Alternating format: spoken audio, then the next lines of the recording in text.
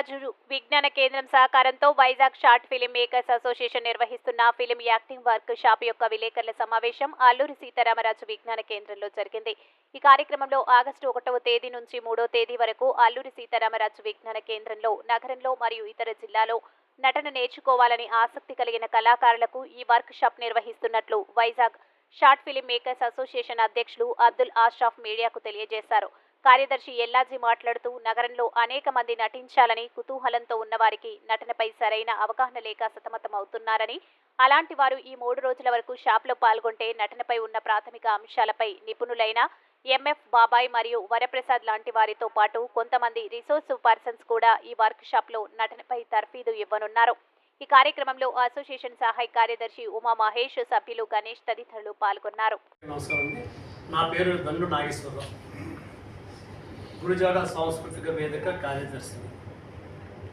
నిరంతరం కూడా కళాకారులకి ఏదో రూపంలో వాళ్ళకి నటన మీద ప్రదర్శన అవకాశాలు కల్పించే బాధ్యతలు మా సంస్థ నడుస్తుంది.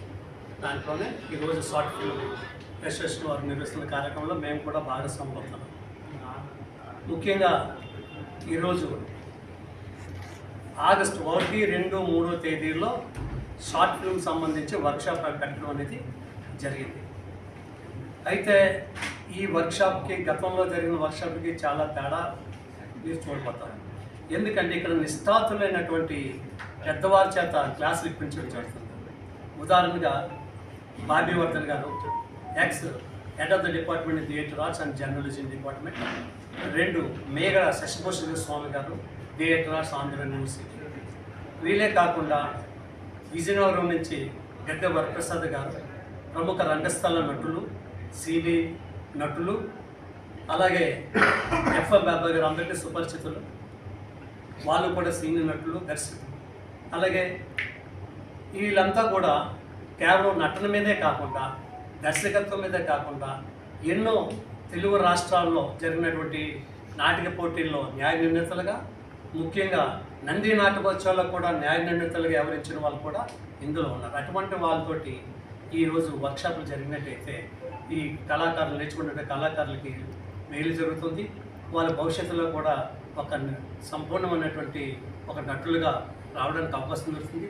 ముఖ్యంగా విశాఖపట్నానికి సంబంధించి టీవీ, సినిమా ఈ 2 రంగాలు కూడా ప్రముఖంగా పెరుగుతున్నాయి.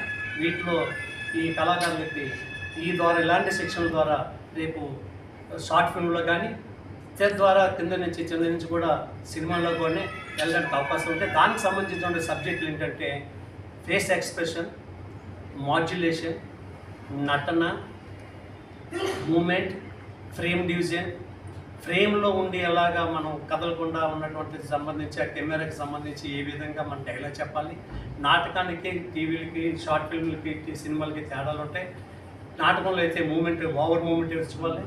సినిమా టీవీలో కానీ సినిమాలో అయితే కెమెరాకి సంబంధించినటువంటి ఆ ఫ్రేమ్లోనే ఆ డైలాగ్ చెప్పాలి, ఏ విధంగా చెప్పాలి, ముఖం కదలకుండా ఇలాంటి అనేటువంటి టెక్నికల్ అన్నీ కూడా అవన్నీ ఈరోజు చెప్పడం జరుగుతుంది. ఇలాగా ఈ డైరెక్ట్ ఈ యొక్క సెక్షన్లో వీళ్ళు పెరగడానికి అవకాశం ఉంటే ముఖ్యంగా వాళ్ళు రావాలి.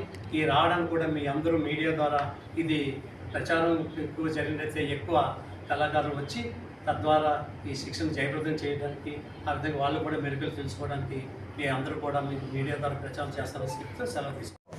కార్యదర్శి ఈరోజు విలేకరుల సమావేశం ఏర్పాటు చేయడం కారణం, వచ్చే నెల అంటే ఆగస్టు 1వ తారీఖు నుంచి 3వ తారీఖు వరకు 3 రోజుల పాటు ఇదే విజ్ఞాన కేంద్రంలో ఫిలిం యాక్టింగ్ సంబంధించిన వర్క్షాప్ ఒకటి నిర్వహిస్తున్నాం.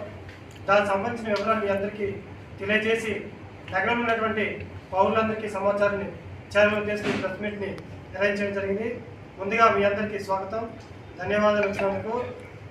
ఈ కార్యక్రమం వివరాలు 1, 2, 3వ తారీఖు జరిగే కార్యక్రమానికి వర్క్షాప్ టీచర్గా ప్రముఖ నటులు ఎఫ్ఎం బాబాయ్ గారు, అదేవిధంగా విజయనగర కళాకారు అయినటువంటి గద్దె వరప్రసాద్ గారు టీచర్స్గా వస్తున్నారు.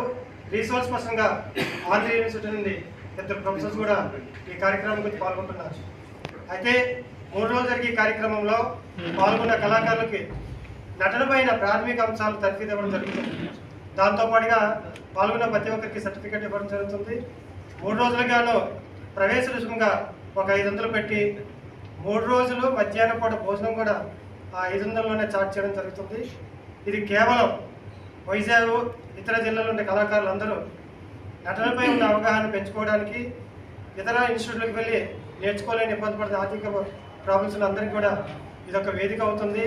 ఈ 3 రోజుల నుంచి నగరంలో ఉన్న ప్రతి కళాకారులు యాక్టింగ్ నేర్చుకొని కళాకారులు అవ్వాలని ప్రతి ఒక్కరు కూడా ఈ అవకాశాన్ని సద్వినియోగం చేయవలసిందిగా మీడియా ద్వారా జనాలకు విజ్ఞప్తి చేస్తుంది.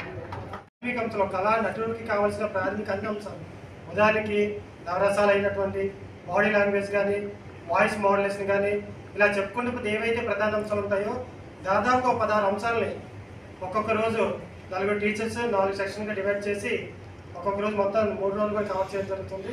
చివరి రోజులో వాళ్ళు నేర్చుకున్న దాని మీద వర్క్షాప్ కూడా నిర్వహించడం జరుగుతుంది.